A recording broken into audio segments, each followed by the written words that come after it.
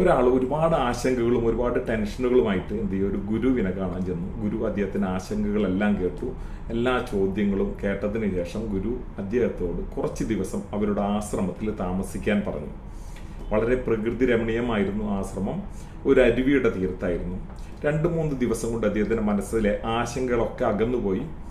പക്ഷെ പുതിയൊരു ആശങ്ക അദ്ദേഹത്തിന് വന്നു. മറ്റൊരിടത്തും ലഭിക്കാത്ത മനസമാധാന സന്തോഷവും എങ്ങനെ ഇവിടെ മാത്രം ലഭിക്കുന്നുവെന്ന് അത് അദ്ദേഹത്തെ വേട്ടയാടി. ചില ആളുകൾ അങ്ങനെയാണ്. പ്രത്യേകിച്ച് ഒന്നുമില്ലെങ്കിലും പുതിയ പുതിയ കാരണങ്ങൾ കണ്ടെത്തി അദ്ദേഹം അതിൽ ആശങ്കപ്പെടും.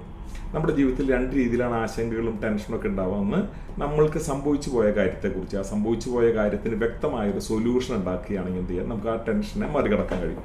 മറ്റേ നമ്മുടെ നിയന്ത്രണത്തിലല്ലാത്ത നമുക്ക് സംഭവിക്കാൻ ഇടയാവുന്ന കാര്യങ്ങൾ, അത് നമ്മളുടെ നിയന്ത്രണത്തിലല്ലാത്തതോ സംഭവിക്കാത്തതുമായ കാര്യമാണ്. അത് സംഭവിക്കുമ്പോൾ മാത്രം അതിനെക്കുറിച്ച് ആശങ്കപ്പെടുക.